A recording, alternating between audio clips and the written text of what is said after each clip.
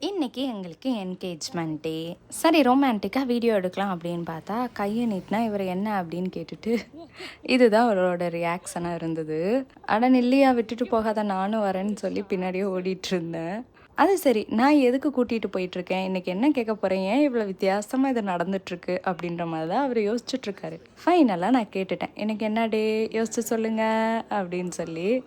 ஏதோ யோசிச்சுட்ருக்காரு, பேசிகிட்ருக்காரு. சரி, என்கேஜ்மெண்ட் டே கடைசியில் வாயிலேருந்து வருமா அப்படின்னு நானும் பார்த்துட்ருக்கேன். பொறுமை இழந்தனா ஒரு ஜூஸ் ஆர்டர் பண்ணிட்டேன். இப்போ நான் அதை குடிச்சு முடிக்கிறவங்களே நீங்கள் யோசிச்சு சொல்லணும் அப்படின்னு சொல்லியிருக்கேன். அப்படியெல்லாம் ஈஸியாக மறந்துருக்க மாட்டார்.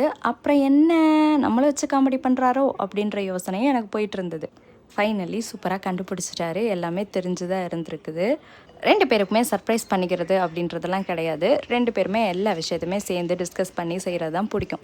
கொஞ்சம் காசாக இருந்தாலுமே 2 பேத்துக்கு தேவையானது, பிடிச்சது அந்த மாதிரி தான் பார்த்து அவர் எனக்கு பிடிச்சதுன்னு பார்ப்பார், நான் அவருக்கு பிடிச்சதுன்னு பார்ப்பேன். ஸோ 2 பேருமே அந்த மாதிரி தான் பார்த்து வாங்கிப்போம். ஸோ தேவைப்பட்டதுக்கு சேர்ந்து செலவழிச்சுப்போம். அதுக்குன்னு சர்ப்ரைஸ் எல்லாம் எனக்கு பிடிக்காதா, அவருக்கு பிடிக்காதா அப்படின்னா அப்படியெல்லாம் கிடையாது. கூடவே பக்கத்தில் இருந்து டார்ச்சர் பண்ணிகிட்டு இருக்கனால என்னை ஏமாற்றிட்டு அப்படியே சர்ப்ரைஸ் பண்ணி பிளான் பண்ணி அவரை செஞ்சு முடிக்கிறவங்களே தலைவலியை உண்டாக்கி அவ்வளோதான் அன்றைக்கி டேவை முடிச்சு விட்ருவேன். அதுக்கு பயந்த அவர் அதை செய்கிறதில்ல, நானுமே அதை செய்ய விடுறதில்ல. இப்படி தான் எங்களோட 7 வருஷ கல்யாண வாழ்க்கை இந்த மாதிரி தான் ஜோராக போயிட்டுருக்கு.